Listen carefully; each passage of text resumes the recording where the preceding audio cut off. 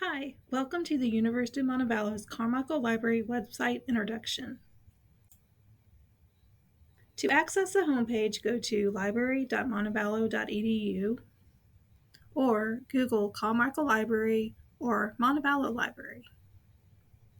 You can find lots of things on the library homepage, including this section here called What's Happening in the Library. These two purple boxes on the right side, you can see today's hours for the library, ground floor, and chat. The second purple box features quick links for popular services and resources like interlibrary loan, distance education, tutorials, and help. It also includes contact information for emailing a librarian, meeting with a librarian, and our telephone number. Now let's take a quick look at the navigation bar across the top of the page. The first link here takes you back to the home page, so if you are somewhere else on our website, you can quickly click home to return to the library's homepage.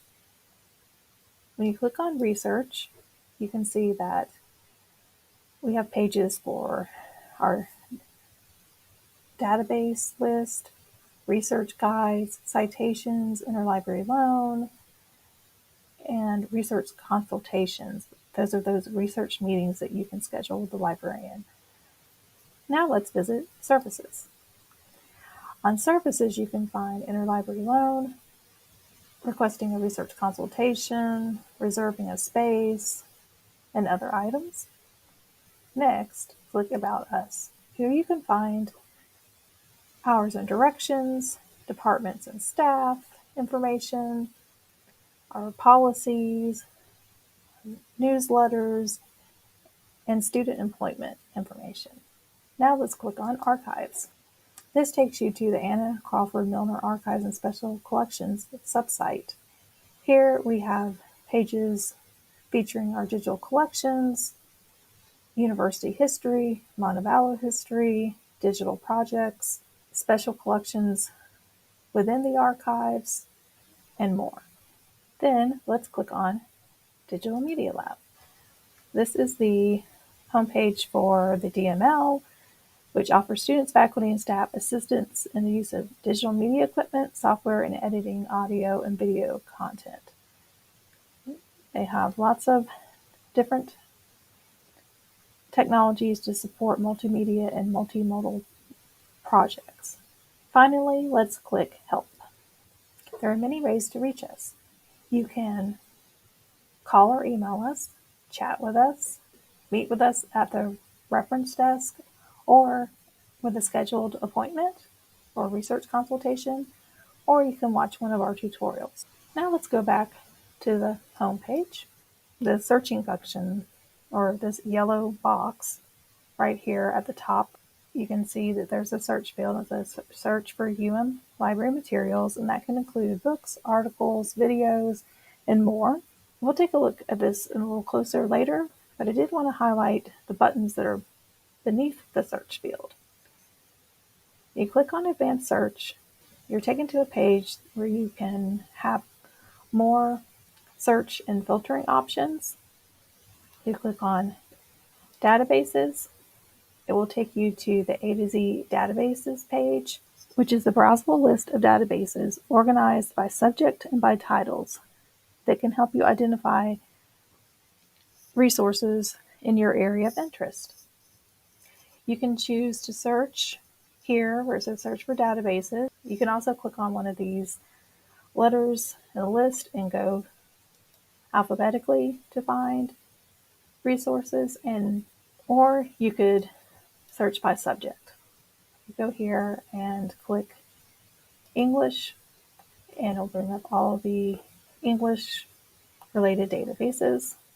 If there's a database I'm familiar with, I could search for that, like Films on Demand, one of our streaming videos services. I could type that in. Now let's click on Journals and eBooks.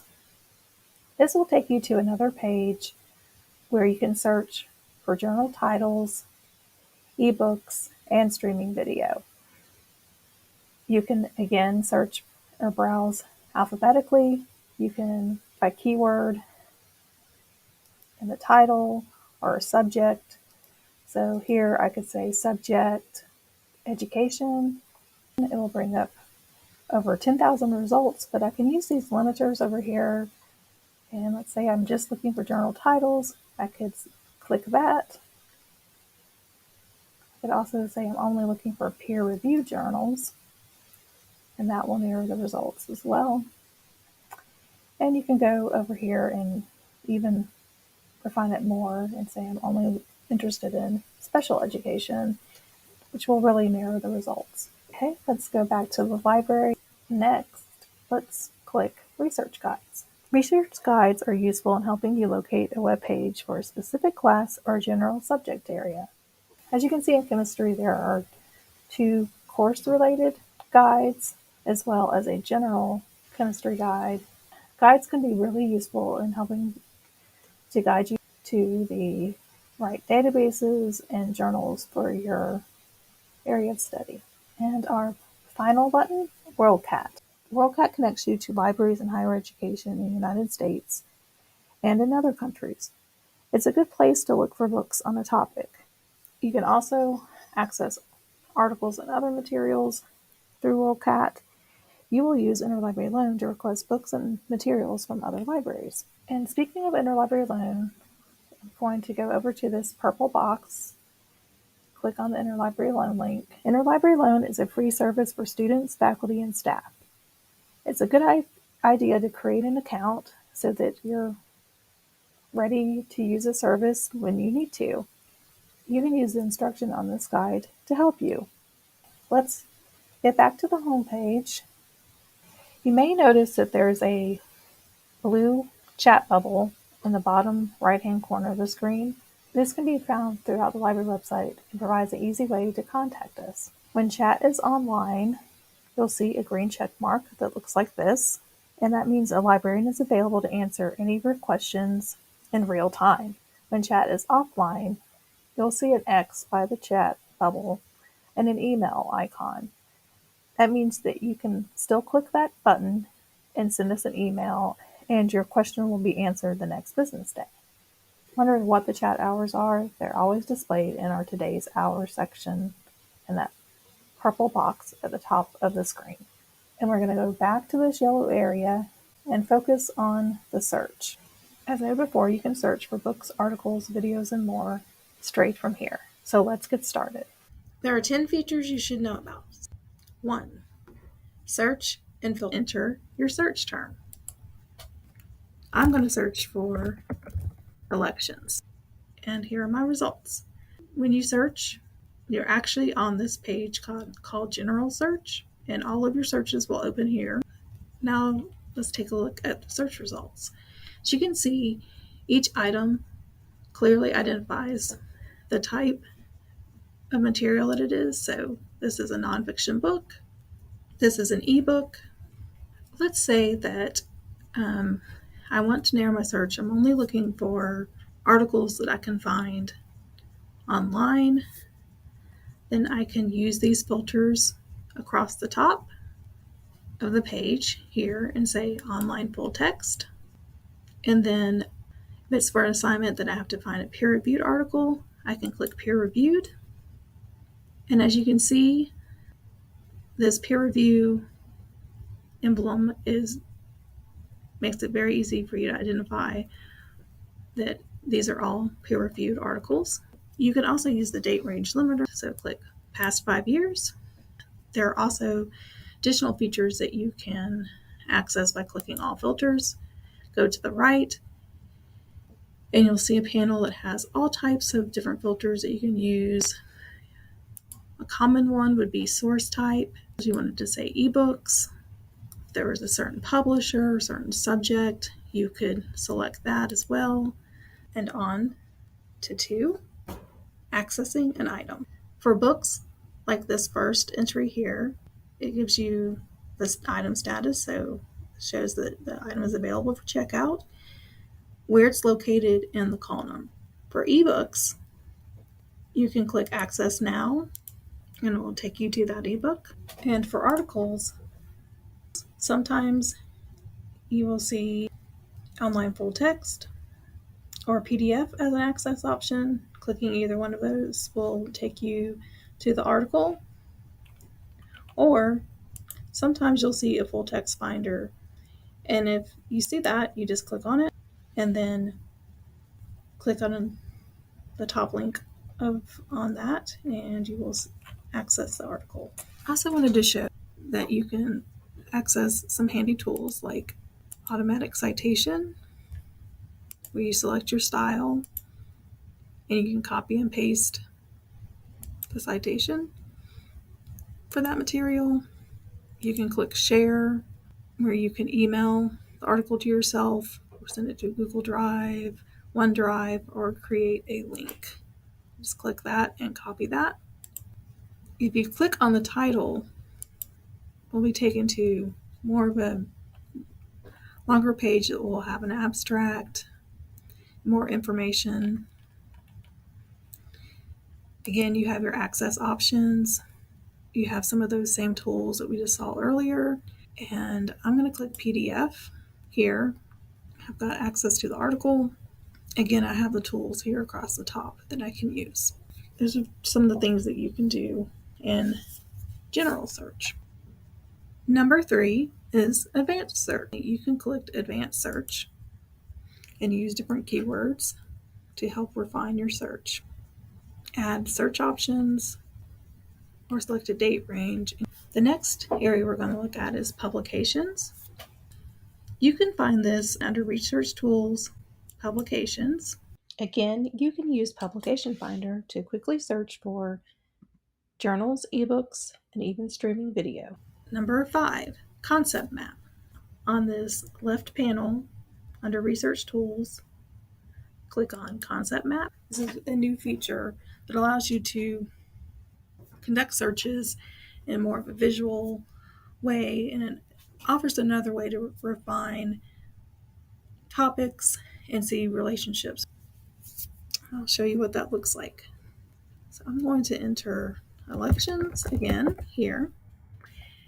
It offers some to choose from. So I'm going to start with elections in the United States.